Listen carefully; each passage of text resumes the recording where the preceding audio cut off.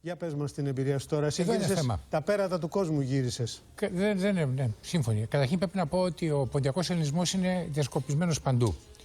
Σήμερα, αυτή την ώρα που μιλάμε, δεν ξέρω αν υπάρχει και σχετική φωτογραφία, μου ήρθε από τη Μελβούρνη το πώς η Ελληνική Ομοσπονδία εκεί έχει φωτίσει αυτό το πολυόροφο κτίριο που έχει στα κόκκινα χρώματα για να τιμήσει αυτήν την μαύρη επέτειο της γενοκτονίας. Μάλιστα με πρόεδρο τον Βασίλη του Απαστεριάδη, που είναι από μάνα πόντια, και από γιαγιά η οποία περπάτησε από την Τραπεζούντα μέχρι να έρθει στην άλλη άκρη της γης, στην Καστοριά, και εκεί να εριζωθούν. Και ο Παπαστεριάδης, να πούμε ότι έχει κάνει πολύ μεγάλη δουλειά. Ακριβώς. Και για τους Έλληνες εκεί και για τους πόντιους. Να δούμε, παιδιά, τη φωτογραφία από τη Μελβούρνη, ναι, που λέει ο κύριος Κουίκ. Και μάλιστα μέχρι να βρεθεί η φωτογραφία, εδώ έχω και στο κινητό μου, μόλις τώρα μου ήρθε.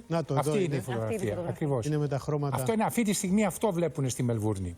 Και έχω και στα χέρια μου το μήνυμα που μόλις τώρα μου ήρθε από το σχολείο Σαχέτη από την Νότια Αφρική, όπου η Σοφία Ζαχαρίου, η οποία είναι η διευθύντρια του Δημοτικού, μαζί με τον Γιάννη τον Φιλίππου, τον πρόεδρο της Ομοσπονδίας των Ελληνικών Σωματείων εκεί, την Παρασκευή κάνουν μεγάλη εκδήλωση για την γενοκτονία. Ναι, είναι αλήθεια ότι ταξιδεύοντας σε όλο τον κόσμο και κυρίως εκεί που με λιδωρούσαν, στην υποσαχάρια Αφρική, έβρισκα παντού Πόντιους και Μικρασιάτες, οι οποίοι είχαν φύγει.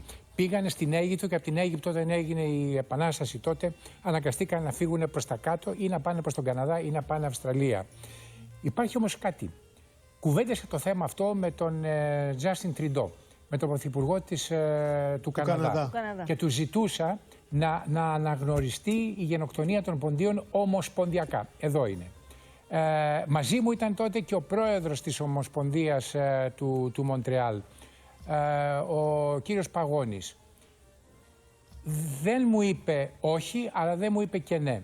Είναι σαφές ότι οι περισσότερες κυβερνήσεις δεν θέλουν να έχουν εμπλοκές με την Τουρκία.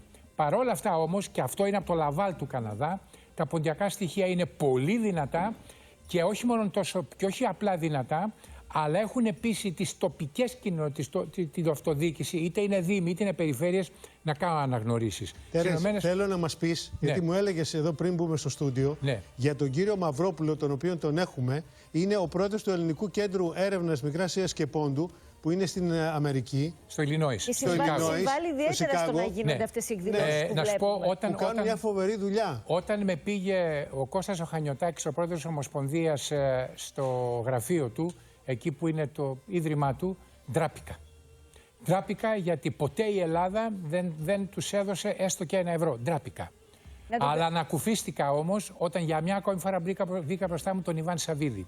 Γιατί υπέγραψε συμφωνία μαζί τους και το Ίδρυμα Ιβάν Σαββίδη χρηματοδοτεί τις υποτροφίες του Ιδρύματος. Μάλιστα. Και οφείλω επίσης να πω, γιατί κάποια στιγμή χρειάζεται σεβασμός προς κάποιους ανθρώπους, και ένας από αυτούς που δικαιούνται το σεβασμό είναι ο Ιβάν Σαββίδης. Ποτέ δεν έχει πάρει €1 από την Ελλάδα για όλα αυτά που κάνει, για τον ποντιακό ελληνισμό και για τον ελληνισμό γενικότερα. Πάντοτε από την τσέπη του. Να καλησπερίσουμε τον κύριο Μαυρόπουλο σε αυτό το σημείο. Χαίρομαι που τον βλέπω, ειλικρινά.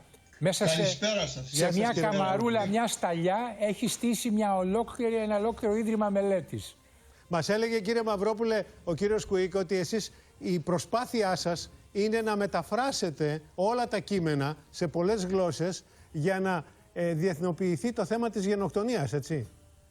Κοιτάξτε, η αγγλική γλώσσα είναι σημαντική στη σημερινή εποχή για να διεθνοποιηθεί το ιστορικό μας θέμα. Και όχι μόνο μεταφράσεις βιβλίων που δεν υπάρχουν στην κυκλοφορία, αλλά οι εκδόσεις μας από τα συνέδρια. Αυτά είναι σημαντικά βιβλία και ντοκουμέντα τα οποία βοηθούν στην διεθνοποίηση του θέματός μας. Κύριε Μαυρόπουλε, διαβάζω εδώ πέρα ότι για τις υποτροφίες που δίνει το Ίδρυμά σας, θα ήθελα σας παρακαλώ να μας δώσετε έτσι μέσα από τις μελέτες, μέσα από τα ντοκουμέντα, μέσα από τα έγγραφα που διαβάζετε, λίγο για να καταλάβουν και οι νέοι άνθρωποι, να μας πείτε τι έγινε εκείνη την εποχή, όσο πιο σύντομα γίνεται, γιατί δεν περιγράφεται με λόγια η κτηνοδεία που έζησαν αυτοί οι άνθρωποι. 353.000 άνθρωποι σφαγιάστηκαν, βασανίστηκαν, βιάστηκαν. Κοιτάξτε, εμείς καλύπτουμε το ιστορικό θέμα, όχι μόνο την τραγική ιστορία των Ποντίων, αλλά των Μικρασιατών και της Ανατολικής Θράκης.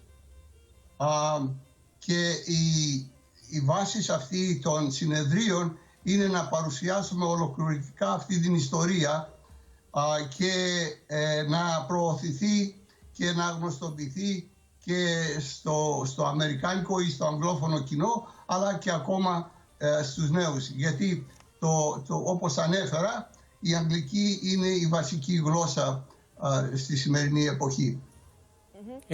Έχουν κάνει 5 συνέδρια και αυτό είναι πάρα πολύ σημαντικό. Μπορούμε όμως να πετύχουμε τίποτα τέρες απέναντι στην Αμερική? Κοίταξε να δεις. Ο Λευκός Οίκος, έτσι όπως πάει, δεν θα περάσει ποτέ τέτοια αναγνώριση. Όπως ξέρεις, η Βουλή έχει περάσει των Αρμενίων μεν, αλλά μέχρι εκεί. Το θέμα είναι ότι οι πολιτείες όμως, είναι πάνω από 20 στις Ηνωμένες Πολιτείες, που έχουν αναγνωρίσει τη γενοκτονία. Άρα ο μεγάλος αγώνας γίνεται σε τοπικό επίπεδο και πρέπει να το συνεχίσουμε αυτό.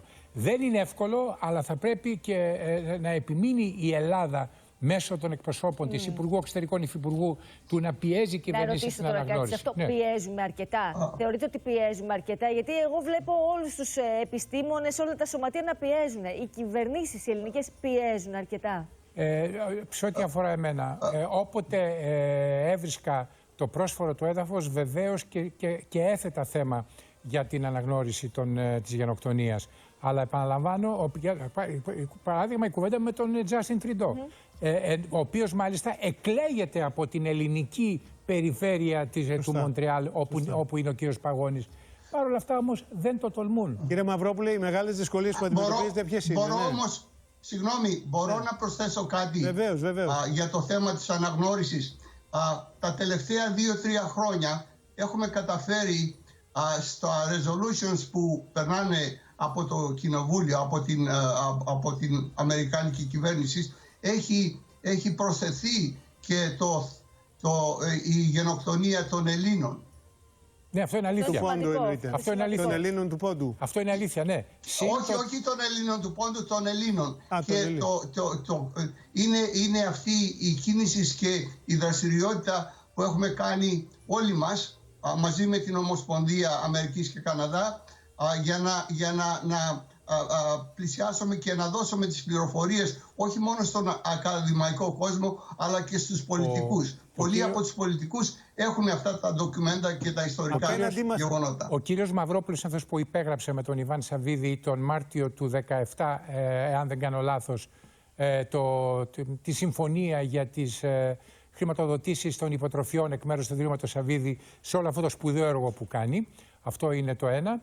Και το δεύτερο είναι το ότι η Ομοσπονδία στην οποία αναφέρθηκε έχει 12 πολύ ιερά από κάτω ποντιακά σωματεία, Ηνωμένες Πολιτείες και Καναδά. Και πρέπει βεβαίως να πω ότι έχουμε πολύ γερό ποντιακό ελληνισμό, κυρίως στην περιοχή της Γερμανίας και όχι μόνο. Κύριε Μαυρόπουλε, επειδή πηγαίνουμε σιγά σιγά σε ένα σύντομο διαφημιστικό διάλειμμα, ήθελα να σας ρωτήσω απέναντί μας ποιους έχουμε σε αυτή την προσπάθεια, εσείς δηλαδή, ποιους έχετε απέναντί σας? Έχετε το λόμπι το τουρκικό? Κοιτάξτε, εμείς συνεργαζόμαστε με τους Αρμένιους και τους Εβραίους. Ναι. Σε αυτά τα συνέδρια, σε 2 διεθνή συνέδρια, ήταν παρόντες και Εβραίοι ιστορικοί. Εκτός αυτό, πολλές από τις εκδηλώσεις μας γίνονται στο Εβραϊκό Μουσείο. Οι Τούρκοι, οι τοπικοί, μπορώ να πω αντιπροσωπεία των Τούρκων και ειδικά από το προξενείο προσπάθησαν στις αρχές να σταματήσουν την κίνηση αυτή, αλλά απέτυχαν. Μάλιστα. Κύριε Μαυρόπουλε, ήταν χαρά μας που μιλήσαμε. Να ξέρετε ότι εδώ ο Τέρενς Κουίκ κάθε μέρα μας λέει τα καλύτερα για σας. Από την πρώτη στιγμή. Ευχαριστώ πολύ. Καλή δύναμη σας ευχόμαστε. Πρέπει να πάτε να δείτε όμως κάποια στιγμή να γίνει το ρεπορτάζ. Θα ζητήσω από τον Κώστα το Χανιωτάκη να γυρίσουν αυτό το μικρό και ταπεινό βασίλειό του, το οποίο είναι γεμάτο βιβλία. Και ένα τελευταίο, θα το ξαναπώ για πολλοστή φορά. Και δεν έχει καμία σχέση επειδή είμαι στο Διοικητικό Συμβούλιο του Όπεν. Σας διαβεβαιώ. Σεβασμός στον άνθρωπο που λέγεται Ιβάν Σαββίδης, στο τι κάνει για τον ελληνισμό, τι κάνει για τον ποντιακό ελληνισμό, τι κάνει για τη θρησκεία μας και για τις εκκλησίες.